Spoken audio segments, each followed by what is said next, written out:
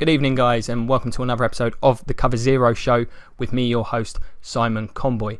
Continuing on with the season preview series today, we're focusing on the first of the NFL's big guns with the Dallas Cowboys. Now, for those of you who haven't seen one of these episodes before, I'll be going through my projected starters on the offense and the defensive side of the ball. Of course, we've got a long time till the season begins. However, if the team were to play a game tomorrow, this is how I suspect the team would line up. I'll then be going through the schedule very briefly and giving my projected record for next season, and then going through what I consider the three key areas that are likely to impact this season, whether it's helping the Cowboys maintain and possibly improve on what they did last year, or will possibly sink them.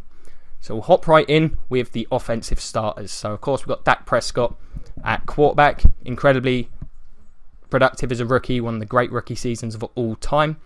At running back, we'll see Ezekiel Elliott and Darren McFadden, one of the best pairings in the league. Ezekiel Elliott, of course, just like Dak, fantastic rookie year. McFadden, one of the better backups in the league. At wide receiver, Des Bryant, a true number one. He's an absolute stud. Terrence Williams, who I think is an underwhelming player, but he'll come back as the 2. And Cole Beasley is a solid slot receiver.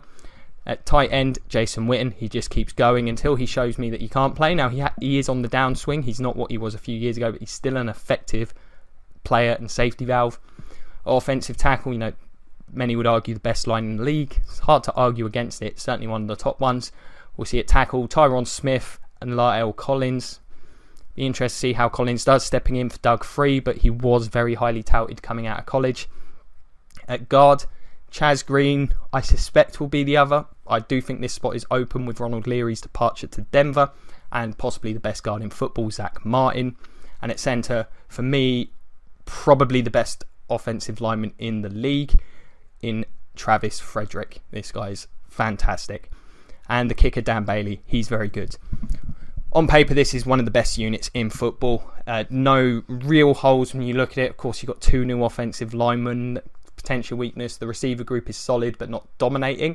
But there's a nice balance of player types there, and with the running game and the O-line there, they've got the ability to be productive.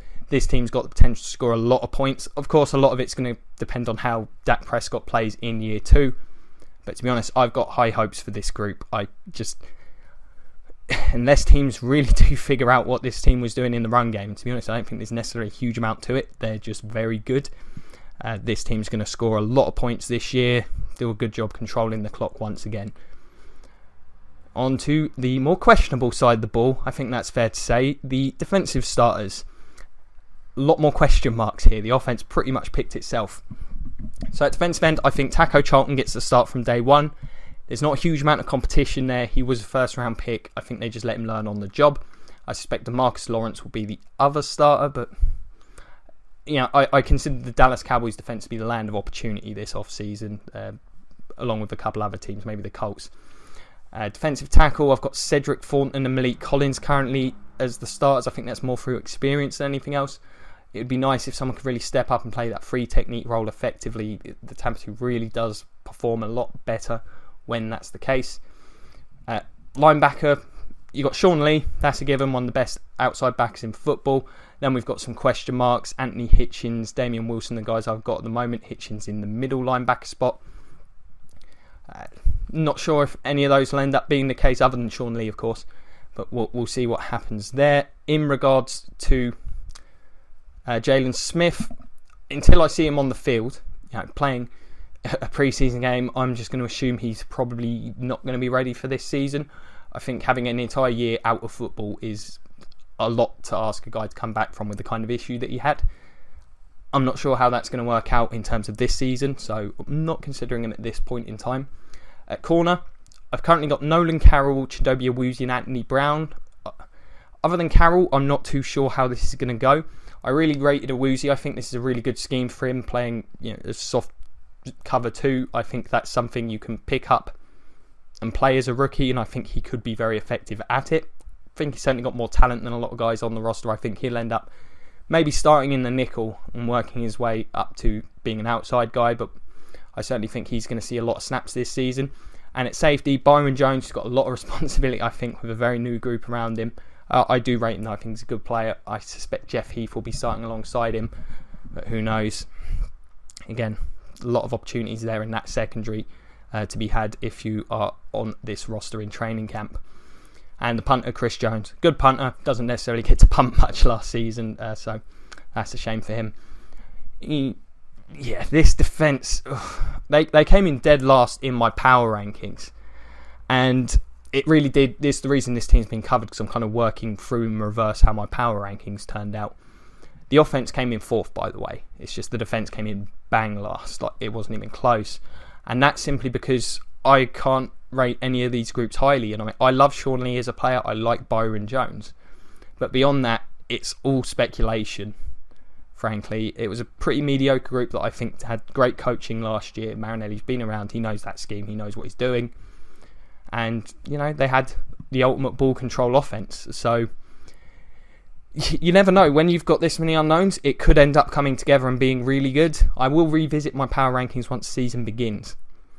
And we'll see how things go. But I worry about the pass rush and the secondary. In fact, I'm worried about this group at every level, to be honest. But we'll see how things go. In terms of the projected record, last year, of course, the Cowboys went 13-3 on their mad tear through the NFC. This year, I've got them coming a bit more down to earth with a 10-6 record. I expect Dak Prescott may struggle a little more, which I'll discuss shortly, but also the schedule is tougher. Of course, they've got the first place schedule, but they also play against the AFC West, and there's no easy matchup there. All of those teams can rush the passer, and I know they've got that great O-line, but still, most of those teams have, all of them have at least 2 pass rushers, so they're going to be challenged. They're all good teams that could conceivably make the playoffs. I think their own divisions got better last year. The Eagles weren't necessarily a threat. I think they're a lot better. The Giants, they're solid. They were good last year. I think they match up well with them. And the Redskins are also, they're a threat on any given day. That team can throw the ball. And the big bit on this schedule for me is towards the end of the season. I mean, you've got the Eagles, Chargers, Redskins, Giants, Raiders, Seahawks, and then the Eagles. If the Eagles in particular are competing for the division, those games, of course, are going to be huge, but none of those games are particularly easy. So this team's going to be tested at the end of the year. They've certainly got a nicer start. It'll be fascinating to see how they perform over that stretch.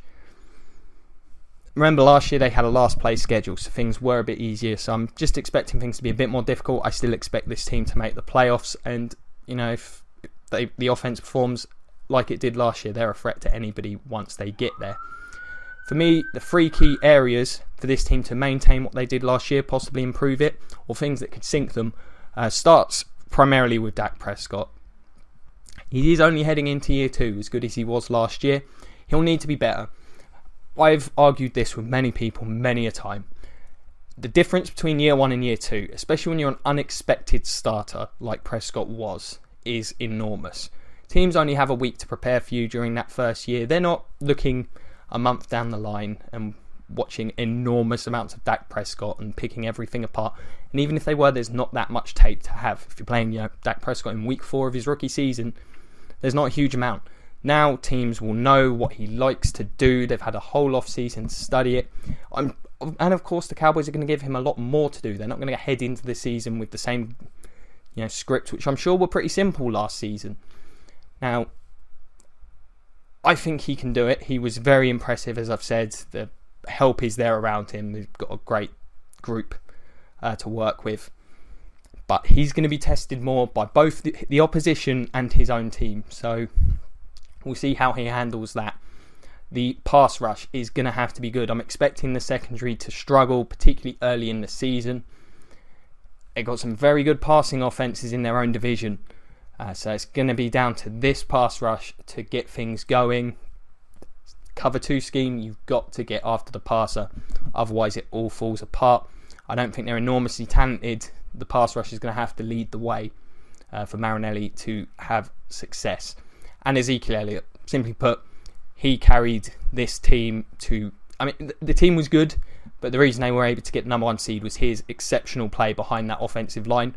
They're going to have to replicate that if they're going to be the number 1 seed. Frankly, there's too many holes on this defense. We haven't seen that can, shred teams like an Aaron Rodgers or a Matt Ryan or a Drew Brees at this point in his career. So, this offense goes through Zeke, that will remain the case. I think he's going to see more action in the passing game. I don't think he'll necessarily see as many carries. I think they'll try and keep him fresher, but he needs to be very productive when he is on the field. So there you have it. That's my breakdown of the Cowboys. What do you guys think? I think they're a legitimate threat to win the NFC this year, assuming that defense can come together.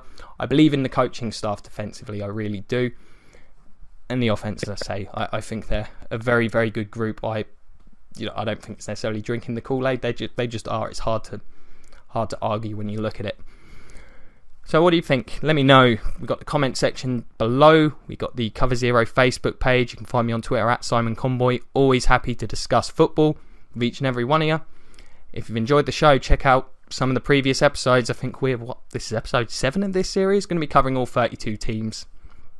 Yesterday we did the Lions and the Bears recently. You got the Colts coming up tomorrow. It'd be really appreciated if you check those out. We've also got, the Patreon. If you can like, share, subscribe, check all that stuff out. It'd be greatly appreciated. And as always, thank you so much for watching. I really do appreciate it. It's been a pleasure. Have a great evening and go Bucks.